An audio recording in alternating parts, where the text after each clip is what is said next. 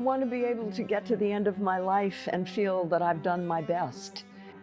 Hi, I'm Jane Fonda, and I'm here with Harper's Bazaar UK to give a kind of a master class on activism. I've been involved in a lot of issues in the past. I'm a woman, so I care about women's issues. I was involved in the Vietnam War. I've been involved in a democratic economy. But right now, and until I die, the issue will be the climate, because it affects everything else. That's the issue that everybody has to focus on now, because without solving that, nothing else really matters.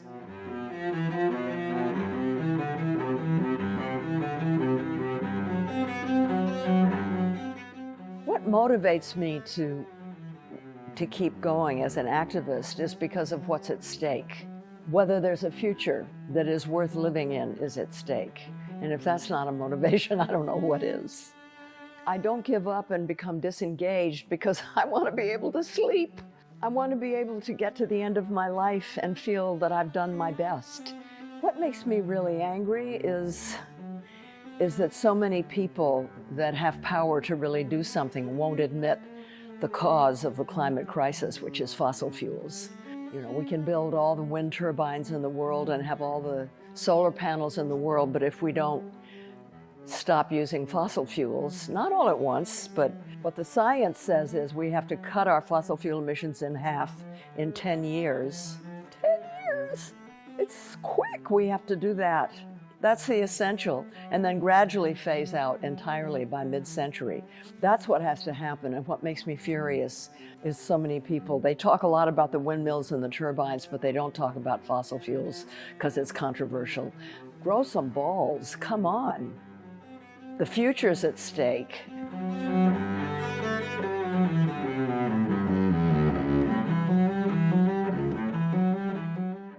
My concern is there going to be a future? I have kids and grandkids, and when I think, let's see, when they grow up, are they going to be engaged? Will they be able to breathe? Billions of species are going extinct. The oceans are getting sick.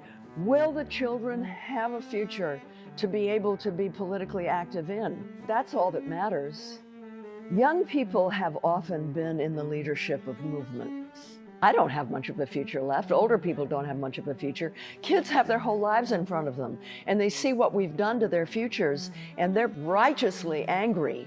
Last year was the largest global demonstrations in history, millions and millions of students. I think one of the reasons that the majority of people now are aware of the climate crisis is because of young people. Greta Thunberg, the young Swedish student, you know when you hear her speak that it's the truth.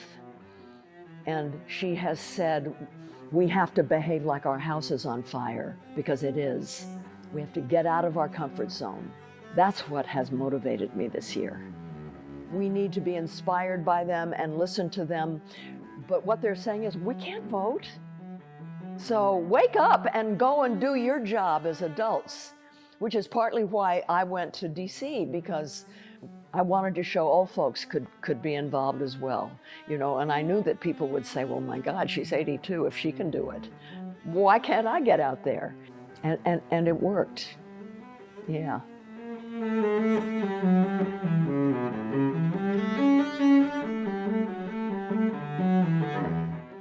I went to Washington, D.C. I moved there last fall. I went for 4 months to carry on a weekly action that we're calling Fire Drill Fridays. Every week we focused on a different aspect of the climate crisis.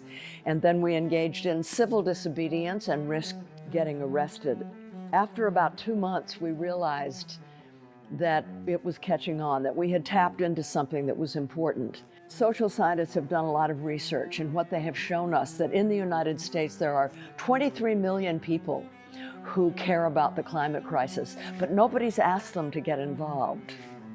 The great unasked will be asked. Then When I say we, it's me and Greenpeace. We decided it would be great to have a book out that described what happened during those 4 months and what we learned.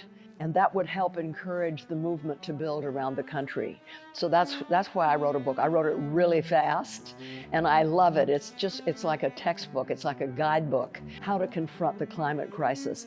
Every chapter focuses on a different aspect, and at the bottom, there's what can I do, very specifically, like forests, oceans, jobs, women, etc.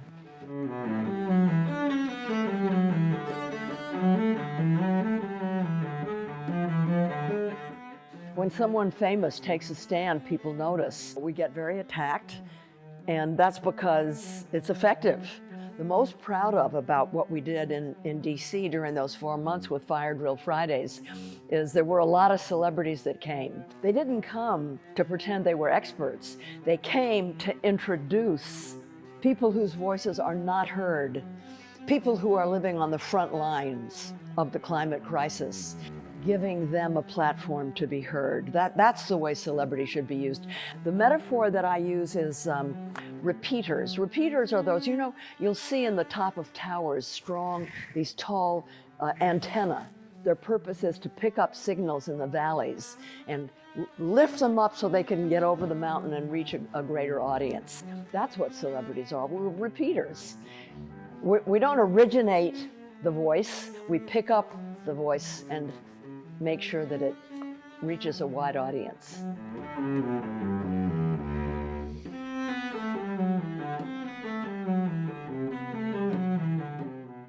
What people can do is join together with other people to form a movement or to join an already existing movement.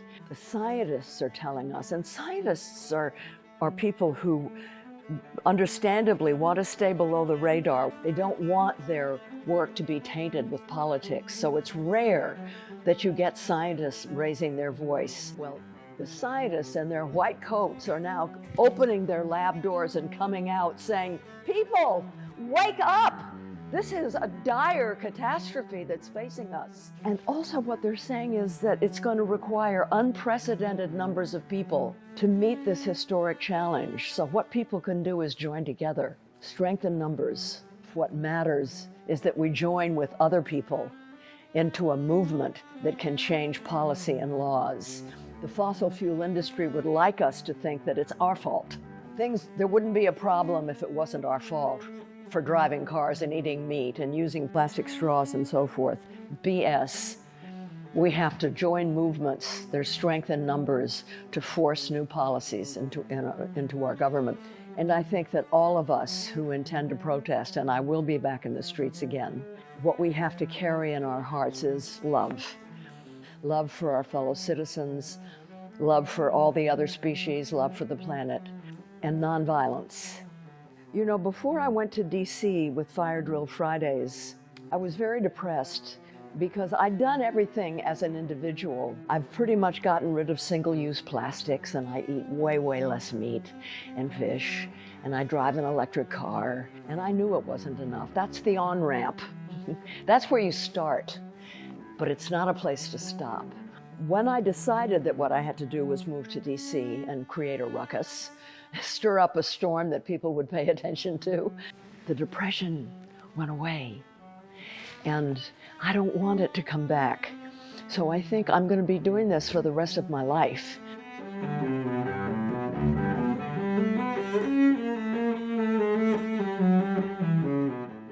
The importance of voting, participating in the political process, to get candidates and elected officials in office who don't take money from the fossil fuel industry and who are brave enough to stand up and do what's right. I mean, the problems existed before Trump. It's what gave rise to Trump. And the problems that he has exacerbated are going to continue long after he's gone. Governments are supposed to work for its people. And if it's not doing that, we have an obligation to overturn it, to bring it to a stop until they start doing right. And people motivated and mobilized like that, that's the only thing in history that's ever made a difference. We had a terrible depression here in the 1930s in the United States. It was called the Great Depression. Millions of people were starving were out of work, were desperate. People were furious, and they were demanding that the president, Franklin Delano Roosevelt, create jobs. And he said to them, I agree with you. Now go out and make me do it. And they did. By the millions, they forced him. And that gave him cover, because he was really under attack by big banks and the oligarchs and the railroads and the corporations. But he could say, it's the people. I mean, look what they're demanding of me. We have to create cover and pressure for the politicians so they do the right thing, you know? That's what matters. That's why huge numbers of people have to be mobilized. Collective action by a movement that has a strategy, that knows what it's going to take to win, and has enough people to make that happen. That's the most important thing that has to happen. Yeah. And listen, here's another thing. This is important for people in the UK as well, everywhere, all countries. You only need 3.5% of the population to support you in the policies that you want to change, and you win. Well, in the United States, 3.5% is 11.5 million people. We can do this. We can do this. We just have to ask the great unasked to start doing it. So if you take away one thing from this little conversation, one-way conversation, it's join an organization, be part of a movement that you feel is got the smarts, the track record, and the strategy to win this war against climate change. Don't try to do it as an individual. I've been so heartened by the number of people who've joined the movement for Black Lives in the uprisings that have happened in the United States since George Floyd was murdered. I haven't joined them because I'm 82 years old and I have immune issues, but I like that people are wearing masks and that they're making an effort to keep social distancing, which is the most important thing. That's what people have to do.